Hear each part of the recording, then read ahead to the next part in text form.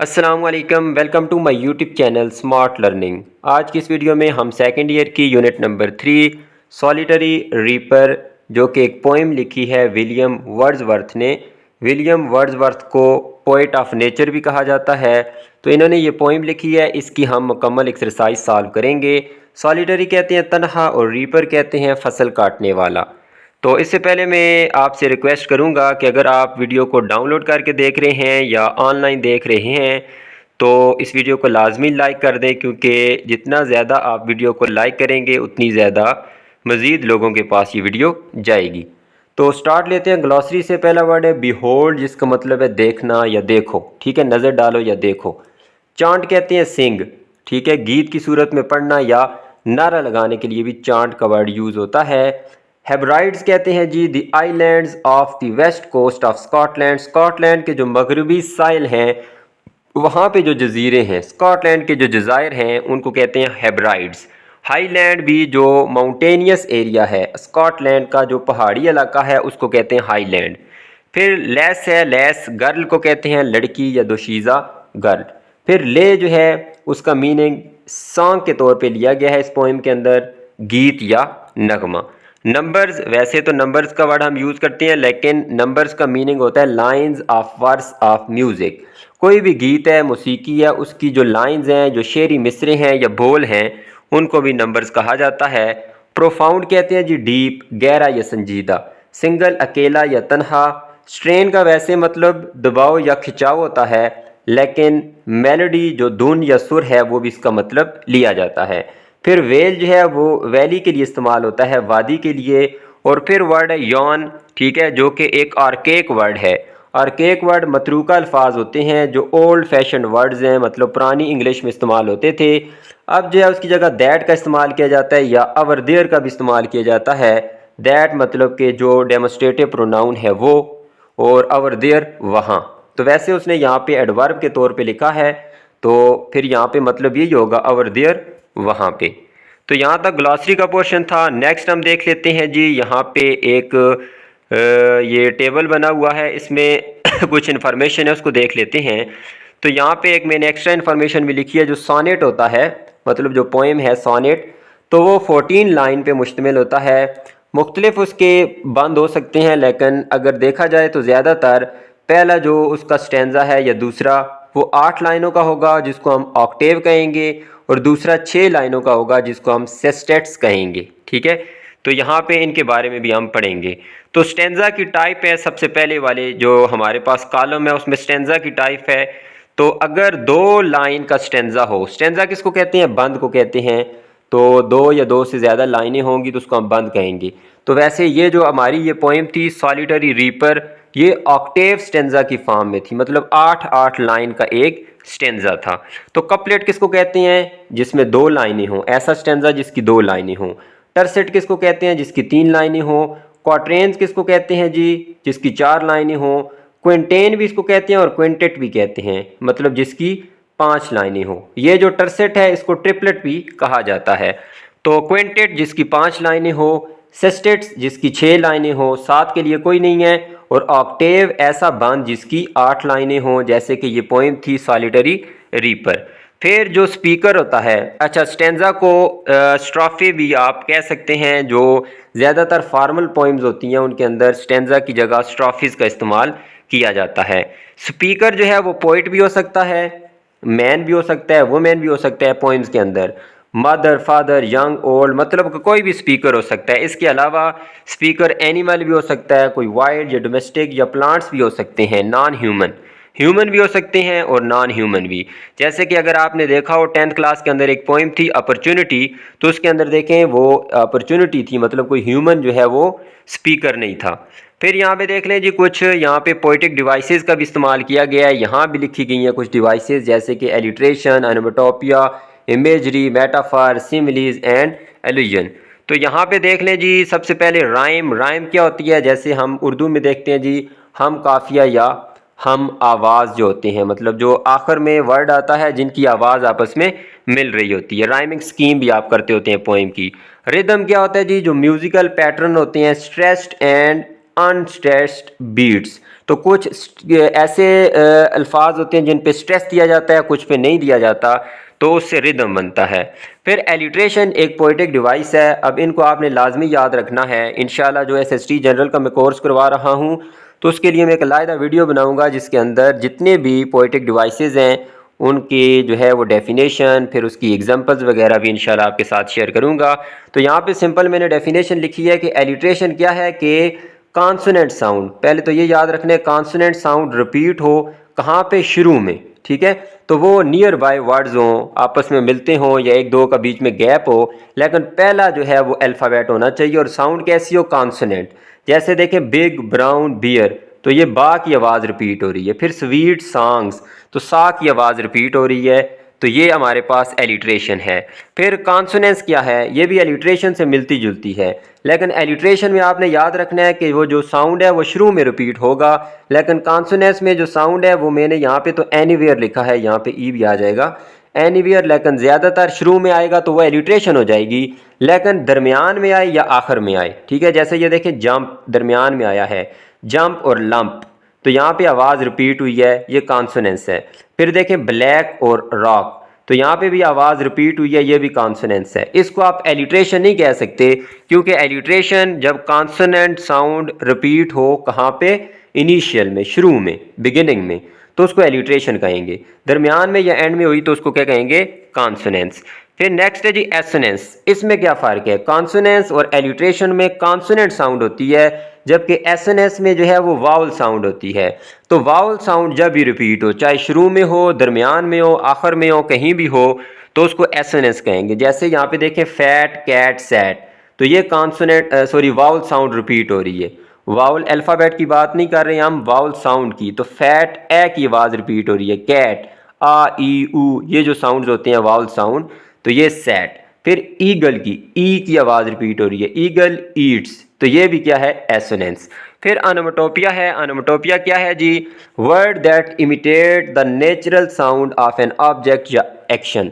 तो इसके लिए आपने ये देखना है कि जब भी हम कोई लफ्ज़ लिखते हैं उसकी जो कुदरती आवाज़ है, नेचुरल साउंड, वो भी उसी की तरह का होता है। जैसे अब शहद की मक्खी जो है वो बिन बनाती है जब, तो वो किस तरह की आवाज़ निकालती है, बज़, इस तरह की आवाज़ निकालती है। बज़ उसके लिए इंग्लिश का वर्ड यूज़ होता है, इंग्लिश में उसको बज़ कहते हैं उस साउंड को जो बिन बनाती है, और वो आवाज़ भी इस तरह बज़ की ही निकालती है। फिर जब पानी के छींटे पड़ते हैं, पानी कहीं ज़मीन पे गिरता है, तो कैसी आवाज़ आती है, स्प्लैश। उस छींटे गिरने को भी इंग्लिश में स्प्लैश कहते हैं और उसका साउंड भी वैसे ही होता है। घड़ी जो है वो क्या करती है, टिक टिक करती है, जब वो सुई चलती है तो उसको टिक ही कहते हैं, ठीक है। तो मतलब कि साउंड भी वही हो और इंग्लिश में जो लफ्ज़ है वो उसकी नकल कर रहा हो। इमिटेट, इमिटेट का मतलब है कि हू बहू वैसा होना, नकल करना। क्रीक, जब दरवाज़ा चिरी चिरी करता है, चिरमराट करता है, तो जब उसको खोलते हैं तो कैसी आवाज़ आती है, जो क्रीक की आवाज़ आती है, और उसको इंग्लिश में भी चिरमराट को क्रीक ही कहते हैं। तो अनोमटोपिया क्या है कि जैसी साउंड हो वैसा ही इंग्लिश का वर्ड हो। फिर जी यहाँ पे देख लें तो इमेजरी है। इमेजरी जो है ये क्या है कि जो पोइट होता है वो इंसान के जहन के अंदर तस्वीर कशी करता है।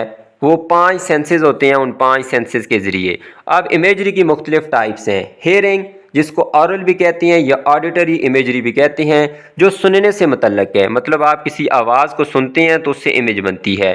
फिर ऑल्फैक्टरी भी कहते हैं, स्मेल से रिलेटेड होती है। ऑल्फैक्टरी सूंघने से मुतल्लक, मतलब कोई चीज़ पोएम के अंदर कोई ऐसी लाइन होती है जिससे कोई आप सूंघने से मुतल्लक बात होती है और आपके जहन में इमेज बनती है। फिर टेस्ट, जिसको गस्टेटरी इमेजरी कहते हैं, वो चखने से मुतल्लक है, ठीक है। नेक्स्ट विजुअल इमेजरी, यहाँ पे मैंने लिखा है लेकिन उसने खुद भी लिखा हुआ था, जो देखने से मुतल्लक है, मतलब आप कोई मंजर देखते हैं और आपके जहन में इमेज बनती है। फिर टेक्टाइल इमेजरी छूने से मुतल्लक होती है, मतलब जैसे आप गर्म रेत पे चल रहे थे तो मतलब वो एक छूने से मुतल्लक है और आपके जहन में इमेज बनती है।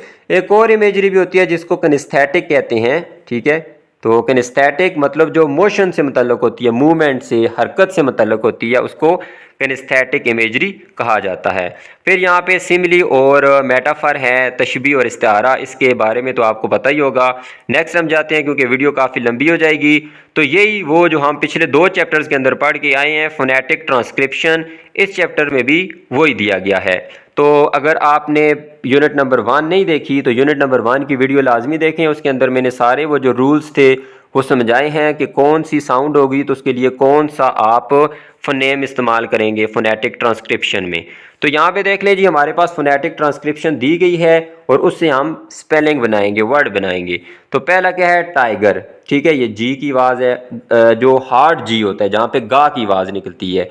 सॉफ्ट जी होगा तो वो तो आपने पढ़ा है कि इस तरह जे की आवाज़ निकलेगी, ऐसे लिखेंगे आप, नीचे कोई आ जाएगा हम देखेंगे।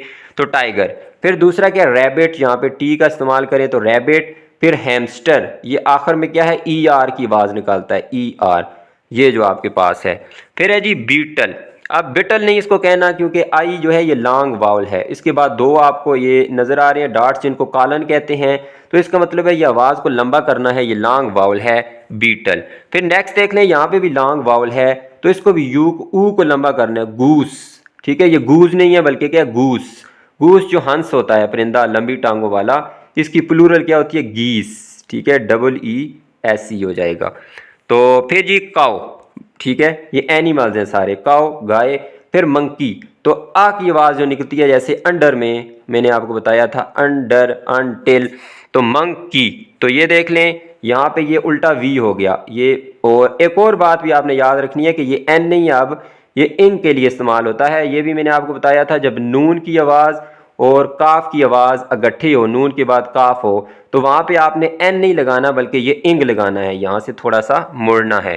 तो ये देखें मुड़ा हुआ है, तो ये मंकी। फिर है जी माउस। फिर है जी, अच्छा यहाँ पे आप देखें, अगर आप थोड़ा सा भी उस कंसेप्ट को भूलेंगे लॉन्ग वाउल वाले को, तो आपको ये तो पता है ये शाह के लिए होता है, एस एच, शीन की आवाज़ के लिए, तो आप इसको शिप कह देंगे। लेकिन चूंकि ये लॉन्ग वाउल है तो आपने इसको शिप नहीं कहना बल्कि क्या कहना है, शीप। तो ये आवाज़ लंबी होगी। अगर शिप लिखेंगे तो ये लॉन्ग वाउल तो नहीं बनता, ये तो शॉर्ट वाउल बनता है, तो ये गलत होगा, ये लॉन्ग कहते हैं शीप। फिर ये क्या हो गया, स्पाइडर। ये आखिर में जो है ये किसकी आवाज़ निकालेगा, ई आर की। फिर नेक्स्ट देख लें जी, यहाँ पे करेक्टर से मतलब है, तो ये सीरियस बन गया। ठीक है, सीरियस। ठीक है, एस आई ई आर और फिर आई ओ एस। फिर केयरफुल, क्योंकि ये किसकी आवाज़ निकाल रहा है, आर की आवाज़ निकालेगा, तो केयर, और आखिर में फुल बन गया। फिर जी कन्फ्यूज्ड, तो यहाँ पे कन हो गया और फा की आवाज़ होगी, और जे किसकी आवाज़ निकालता है, जो हमने आखिरी 22 नंबर वाला कॉन्सोनेंट साउंड देखा था उसमें दो के देखे थे हमने, या तो यू की आवाज़ निकालेगा या यू की आवाज़ निकालेगा। ओनियन, जैसे ओनियन में ये आवाज़ आई है यू, तो वो आवाज़ निकालेगा ये जे। तो यहाँ पे देखिए कन्फ्यू, यू की जो आवाज़ निकली है ना यहाँ पे यू के लिए, तो वो जे के लिए। ठीक है, और आगे हमने इसको लॉन्ग वाउल करना है, क्योंकि लॉन्ग क्यों किया गया, कन्फ्यूज्ड, यू जो आवाज़ है उसको हमने लंबा किया है, और आगे जेड एस, ये हमने लिखा तो एस है लेकिन आवाज़ कैसी निकली है, जेड की, कन्फ्यूज्ड, जा डी, जा और डा की आवाज़ निकली है। फिर यहाँ पे देख लें ये आ गया जी शार्ट, सॉरी सॉफ्ट जी आ गया। सॉफ्ट जी जहाँ पे जीम की आवाज़ निकलती है, जे की आवाज़ निकलती है, तो ये जे की आवाज़ निकलेगी, जेनरस बन जाएगा।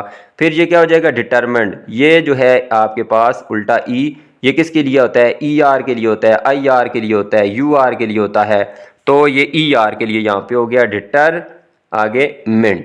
ठीक है, नेक्स्ट देख लें दी स्ट्रेंज, ये आखिर में सॉफ्ट जी हो गया, स्ट्रेंज। फिर ये हो गया ब्रेव, ये देखें जे की आवाज़, जी की आवाज़ निकलेगी, जेंटल। फिर यहाँ पे देखें आ की आवाज़ निकलेगी और ऑनेस्ट बनेगा, और एच यहाँ पे हमने लिखा है क्योंकि एच साइलेंट होगा, और साइलेंट के लिए कोई भी जो है हमारे पास फोनेटिक ट्रांसक्रिप्शन में अल्फ़ाबेट नहीं होता, फोनेम नहीं होता, तो ये तो साइलेंट है। आवाज़ कहाँ से निकली, ऑनेस्ट, इसको हम लिखेंगे साथ क्योंकि जब इंग्लिश का वर्ड बनाएंगे तो एच आएगा। फिर यहाँ पे देख लें क्यूरियस, ये देखें जे कब आया, जब यू की आवाज़ निकलती है, क्यू आगे रियस। नेक्स्ट देख लें जी मिसलेनियस वर्ड्स हैं। ठीक है, तो यहाँ पे देख लें जी पहला वर्ड है तो दा की आवाज़ निकल रही है, ये जब भी आएगा तो ये दा की आवाज़ निकालेगा। जैसे हमने पढ़ा था लेदर, लेदर में, तो ये दैट बन गया। थीटा के लिए हमने पढ़ा था वो था की आवाज़ निकालेगा। फिर है जी डिफ़िकल्ट, ये आसान है। फिर यहाँ पे देख लें जे के लिए, अभी मैंने आपको पहले बताया था कि यू की आवाज़ भी निकालेगा और यू की आवाज़ भी निकालेगा, तो ये तो सिंपल बन गया यू, तो ये लॉन्ग वाउल है यू। फिर देख लें जी विच, ये जो लिखा होता है टी और इस तरह का सिंबल, ये चा के लिए होता है, तो ये बन गया विच। फिर बन गया देयर, ये देखें ये फिर वही आ गया, धा की आवाज़ निकालेगा इस तरह का तो ये देयर बन गया। फिर अबाउट, फिर फोटो, ठीक है, ओ और टो, ये आवाज़ दोबारा रिपीट हुई है, सेम आवाज़, फोटो। फिर यहाँ पे देख लें तो ये एस एच के लिए है, इसको एफ नहीं समझना, ये एस एच शीन की आवाज़ निकालेगा तो शुड हो जाएगा। अब चूंकि एल साइलेंट है तो एल के लिए कोई भी यहाँ पे फोनेटिक फोनेम नहीं आया, तो ये शुड हो गया। फिर यहाँ पे देख लें पीपल, अब अमूमन जो है इसको हम प्यूपल पढ़ लेते हैं, ये प्यूपल नहीं है बल्कि ये पीपल है, पीपल। तो पीपल, ये जो आई है ये आवाज़ इसको लंबा करना है आपने क्योंकि ये लॉन्ग वावल है, पीपल। फिर यहाँ पे देख लें जी आल्सो बन गया। और लास्ट है हमारे पास ही अंडर, तो ये तो मैं आपको पहले ही बता के आ चुका हूँ कि ये जब उल्टा वी होगा तो आ की आवाज़ निकालेगा अंडर। फिर प्रॉब्लम, फिर नेवर, ये हो गया नेवर। फिर यहाँ पे देख लें जी सर्विस, ये जो है हमारे पास ये ई आर की आवाज़ निकालेगा, E R I R U R, तो सर्विस। फिर यहाँ पे देख लें जी समथिंग, ये देखें बड़ा प्यारा लफ्ज़ एक तरह से लिखा हुआ है, हालांकि समझ नहीं आ रहा कि समथिंग है, लेकिन थोड़ा सा इसको समझेंगे तो सम, आ की आवाज़ जो निकली है जैसे ये अंडर में निकली थी तो सम, तो ये बन गया जी यहाँ तक सम। आगे ये देखें ये थीटा है, ये किसकी आवाज़ निकालते हैं, था की, था। और आगे आई, और आगे ये निंग इंग बना हुआ है, ये एन के साथ जो ये चीज़ बनी होगी तो ये किसकी आवाज़ निकालेगा, एन जी, इंग की आवाज़ निकालेगा, समथिंग। फिर प्लीज़, फिर ये पॉइंट आसान है। फिर यहाँ पे देख लें तो प्रोवाइड। फिर जी हमारे पास लार्ज, तो ये देखें ये लॉन्ग वावल है, ला, ये आवाज़ लंबी हुई है, लॉर। और आगे ये जे आ गया हमारे पास, मतलब कि जो सॉफ्ट जी है, लार्ज। फिर यहाँ पे देख लें फिर जी आएगा यहाँ पे सॉफ्ट जी, तो ये बन जाएगा जनरल। तो उम्मीद करता हूँ कि आपको ये भी समझ आए होंगे। लास्ट हमारे पास एक्सरसाइज है, इनमें वर्ड्स दिए गए हैं, इनके मुताबिक हमने टेंस बनाना है। तो पहले हमारे पास your friends have been waiting for you for hour an hour, तो ये टेंस मैंने यहाँ पे इस्तेमाल किया है प्रेजेंट परफेक्ट कंटिन्यूस टेंस, तो यहाँ पे मैंने लिखा भी है, अच्छा सॉरी मैंने प्रेजेंट परफेक्ट लिख दिया, ये कौन सा टेंस है, प्रेजेंट परफेक्ट कंटिन्यूस टेंस। तो प्रेजेंट परफेक्ट कंटिन्यूस टेंस कब इस्तेमाल करते हैं, जब हमें कोई ड्यूरेशन दे दिया जाता है। फार या सिंस का इस्तेमाल होता है। सिंस का इस्तेमाल तो कब करते हैं, जब हमारे पास कोई स्टार्टिंग पॉइंट पता हो हमें, मतलब सुबह से, शाम से, कल से, पिछले महीने से, तो सिंस इस्तेमाल करते हैं। जब कोई दौरानिया पता हो, मतलब 10 मिनट, 15 मिनट, 1 घंटा, 2 दिन, 5 दिन, 2 साल, तो वहाँ पे हम फार का इस्तेमाल करते हैं। तो इसका मतलब क्या है कि तुम्हारा जो दोस्त है वो 1 घंटे से ज़्यादा के दौरानिए से, मतलब टाइम से तुम्हारा इंतज़ार कर रहा है। तो मतलब कि कोई काम जो है वो पास्ट में शुरू हुआ था और अभी भी जारी है, मतलब प्रेजेंट में भी वो अभी जारी इंतज़ार कर रहा है। तो यहाँ पे हमने लगा दिया जी present perfect continuous tense, wait से हैव बीन वेटिंग। फिर है जी it is not worth paying so much money for this concert, तो मतलब कि इस कंसर्ट के लिए इतने ज़्यादा पैसे अदा करना कोई काबिल फ़ायदा नहीं है, कोई मतलब कि फ़ायदे की चीज़ नहीं है। तो यहाँ पे हमने ये पे से पेइंग क्यों बनाया, क्योंकि आपने याद रखना है कि जब भी वर्ड वर्थ हो, ये वर्थ लफ्ज़ जब भी हो, यहाँ पे मैंने नीचे लिखा भी है, तो उसके बाद आप हमेशा जेरेंड का इस्तेमाल करेंगे। जेरेंड क्या होता है कि वर्ब की जो फर्स्ट फॉर्म होती है उसके आगे हम आईएनजी लगाते हैं और वो एज अ नाउन काम करता है। तो वर्थ जब भी आपको नज़र आए उसके बाद आपने वर्ड लगाना हो तो वो आप आईएनजी वाली फॉर्म लगाएंगे। फिर है जी तीसरा, when I reach the station, जब मैं स्टेशन पहुंचा, the train had left, train जा चुकी थी। तो ये भी आप देखें, जब इस तरह के जुमले हों आपके पास, एक हम आपकी डिपेंडेंट क्लास हो, दूसरी इंडिपेंडेंट क्लास हो, मतलब कि ये एक कम्प्लेक्स सेंटेंस है, तो इसके अंदर आपने देखना है जब भी व्हेन हो, फिर उसके बाद आफ्टर हो या बिफोर हो, अगर एक क्लास के अंदर जो काम बाद में हुआ है, when I reach the station, मतलब मैं जब स्टेशन पहुंचा ट्रेन जा चुकी थी, ये काम पहले हुआ है, ये काम बाद में हुआ है। तो जो काम पहले हुआ हो उसको आपने पास्ट परफेक्ट में रखना है, और दूसरा तो उसने दिया होगा पास्ट इंडेफिनेट में, तो ये पास्ट इंडेफिनेट में, ये पास्ट परफेक्ट में। यहाँ पे अगर आफ्टर भी आ जाए, बिफोर भी आ जाए, तो जो व्हेन या आफ्टर या बिफोर वाली अगर आपके पास पास्ट इंडेफिनेट में है, तो जो इंडिपेंडेंट क्लास होगी उसको आप किस में रखेंगे, पास्ट परफेक्ट में, मतलब जो काम पहले हुआ होगा उसको आपने पास्ट परफेक्ट में रखना है। तो हैड लेफ्ट। फिर है जी I visited the Badshahi mosque last month, मैंने पिछले महीने बादशाही मास्क की ज़ियारत की। तो ये देखें एक स्पेसिफिक पास्ट में हमारे पास टाइम काम हुआ है, एक मतलब कि एक स्पेसिफिक टाइम है पास्ट में, उसमें काम हुआ है, तो इस वजह से हमने पास्ट इनडेफिनेट का इस्तेमाल किया है, आई विजिटेड। फिर है the criminal attack the victim with a blunt object. तो कुंद चीज़ थी, मतलब जिसको हम खुंडी कहते हैं, जो सही शार्प ना हो, काटती ना हो। तो कुंद जो है ऑब्जेक्ट के साथ जो क्रिमिनल है, मुजरम है, उसने जो मुतासरा शख्स था उस पर हमला किया। तो मतलब ये काम पास्ट में हो चुका है, अभी नहीं करना, उसने मुतासरा शख्स पे हमला कर चुका है, तो ये काम हो गया है, तो इस वजह से हमने पास्ट इनडेफिनेट का इस्तेमाल किया, attacked. His company is greatly साट आफ्टर, ये फ्रेजल वर्ब है, सीक आफ्टर होता है फ्रेजल वर्ब, तो उसका मतलब है लुक फॉर, तलाश करना, या डिज़ायर मतलब मांग होना, तमन्ना होना, आरजू होना। तो ये चूंकि पैसे वाइज है, उसकी कंपनी ये सब्जेक्ट है, जाहिर सी बात है कंपनी यहाँ पे रिसीवर है, डूअर तो नहीं है, इस वजह से हमने, और यहाँ पे इज भी लगा हुआ है, ग्रेटली तो यहाँ पे एक एडवर्ब है, तो इसके बाद हम वर्ब की थर्ड फॉर्म लगाएंगे, क्योंकि जब भी पैसे वाइज होता है उसमें वर्ब की थर्ड फॉर्म आती है। तो हिज कंपनी इज ग्रेटली साट आफ्टर, तो साट आफ्टर का क्या मतलब है, जो उसकी मांग है, उसकी उस कंपनी की बड़ी मांग है, मतलब कि बड़ी तलब है, लोग उसको पसंद करते हैं। फिर जी हमारे पास है जी हिज करेज फॉरसूक हिम, तो उसका जो हौसला है वो उसके हौसले ने उसका साथ छोड़ दिया। फारसेक होता है साथ छोड़ देना, तो फारसूक मतलब कि उसके हौसले ने, उसकी हिम्मत ने उसका साथ छोड़ दिया, तो ये भी पास्ट फॉर्म हमने लगा दी फारसूक। The terrified people fled to the mountains, flee कहते हैं फरार होना, भागना, तो जो खौफजदा लोग थे वो माउंटेन की तरफ भागे, ये भी पास्ट में आ जाएगा। The police left no stone unturn to trace the culprits, तो जो कल्प्रेट्स थे उनको ढूंढने में, ट्रेस करने में पुलिस ने कोई कसर न छोड़ी, मतलब उन्होंने पूरी कोशिश की। तो ये एक इडियम होता है, लीव नो स्टोन अनटर्न। तो इसका क्या मतलब है, तो टर्न किसको कहते हैं, मतलब कोई पत्थर है, पुराने ज़माने में इस तरह होता था कि मतलब अगर कोई चीज़ गुम हो जाए तो वो सारे पत्थर उन्होंने इधर उधर किए, इस पत्थर की जगह बदली ताकि कोई चीज़ नीचे तो मौजूद नहीं है। तो इसके लिए यूज़ किया जाता था कि तमाम जो है वो स्टोन उन्होंने उल्टे पुल्टे किए, ताकि हर जगह उन्होंने चेक की। तो ये एक इडियम है जिसका मतलब है नो स्टोन अनटर्न, इसका मतलब है जी कोई कसर ना छोड़ी, मतलब कि हर जगह उन्होंने कोशिश की। फिर 10वें the robber struck him a blow on the head, जो चोर था उसने मुक्का मारा उसके सर पे, तो मतलब ये भी पास्ट में काम हो चुका है, तो इसकी भी पास्ट फॉर्म आएगी स्ट्रक। तो यहाँ तक हमारी ये यूनिट नंबर 3 थी, सॉलिटरी रीपर। उम्मीद करता हूँ आपको ये वीडियो पसंद आई होगी। वीडियो अगर पसंद आई है तो इसको लाजमी लाइक करें, अपने दोस्तों के साथ भी शेयर करें। अल्लाह हाफिज़।